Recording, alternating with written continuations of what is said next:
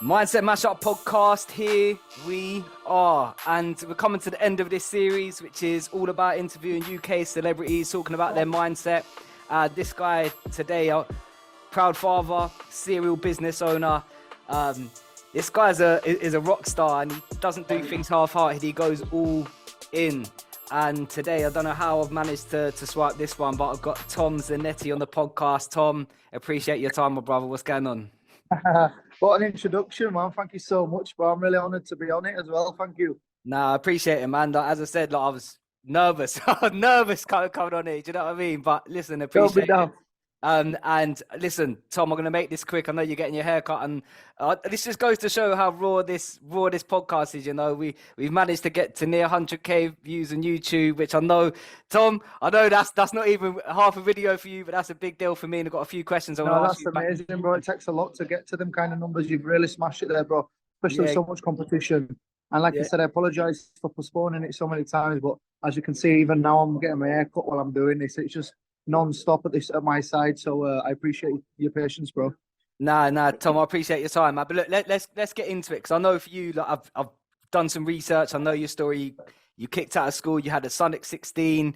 Your partner passed away, and I know there's been a lot for you to get where you are today. I know you worked in warehouses, roofing. You were handing out flyers to get people into your events, and you've shown nothing but hustle to get where you are today. And I know that you were a little bit of a naughty boy.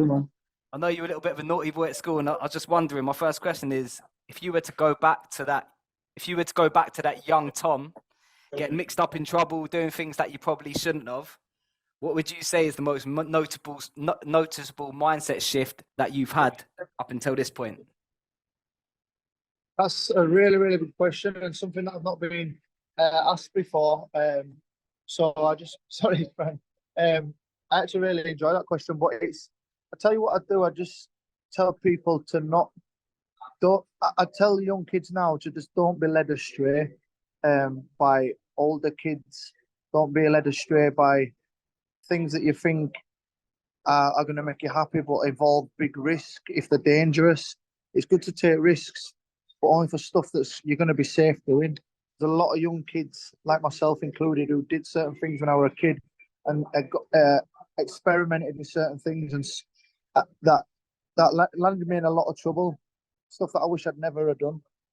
Obviously, I've done quite well where I am now, but it's not been easy at all. Like you said, you described just a very small part of the hustle and stuff, but it's been very, very hard. And it could have been a lot easier if I'd have just stayed fresh and focused and didn't get led astray and wasted time doing a lot of stupid stuff. So I don't start smoking. That's a big fucking waste of time. That took me ages to stop doing, and even now I still have a little vape now and again, which I didn't.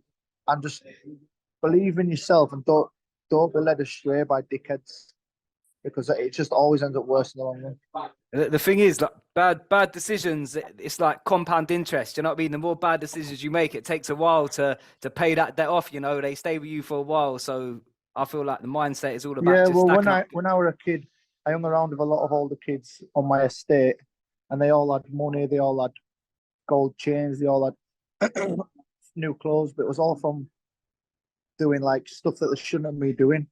But that's what really kind of enticed me into getting these things, is doing whatever they were doing. But they were 5-6 years older than me, and I didn't really know the full, what actually goes behind what they're doing. I got arrested quite a lot.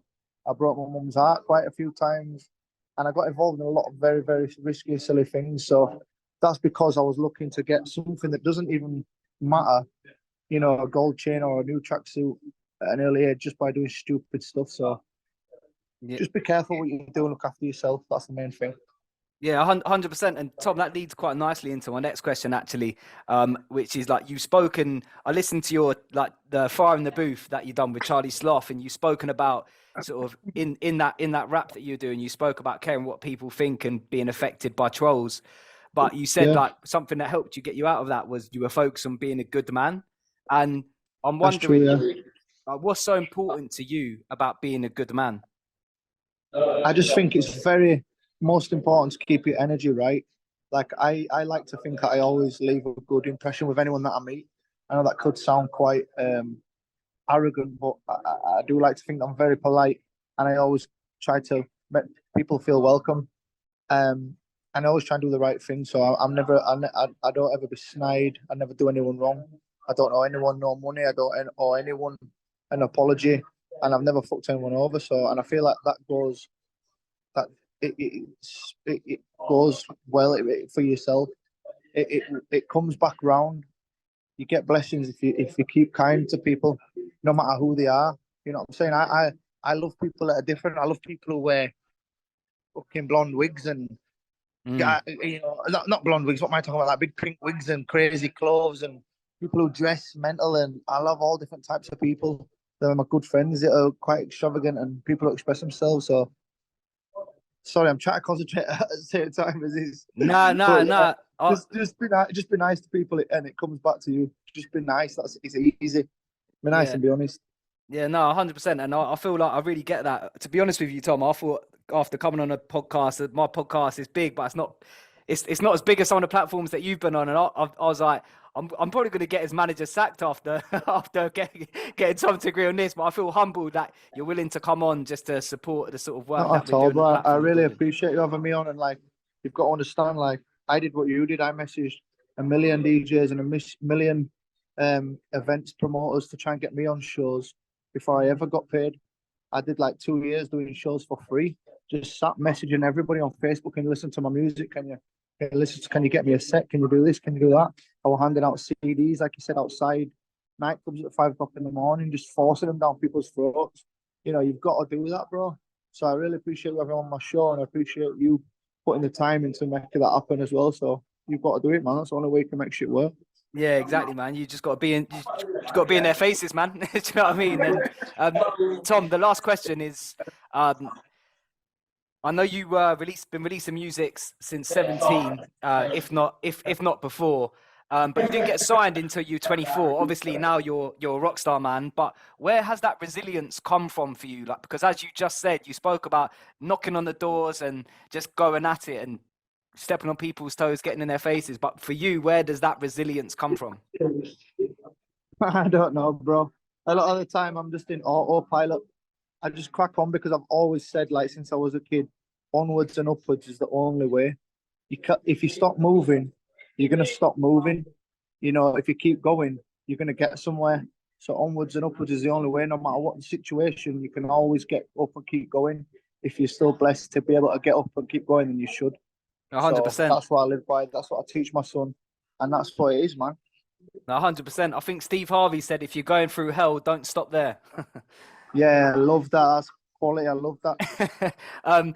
Listen, Tom, those are the 3 questions. For those that are listening, subscribe to the podcast. Go follow me at Real Talk George, and follow us for the up and coming podcast. Tom, it's been a blessing. Thank you so much for your time. God bless you. See you next time.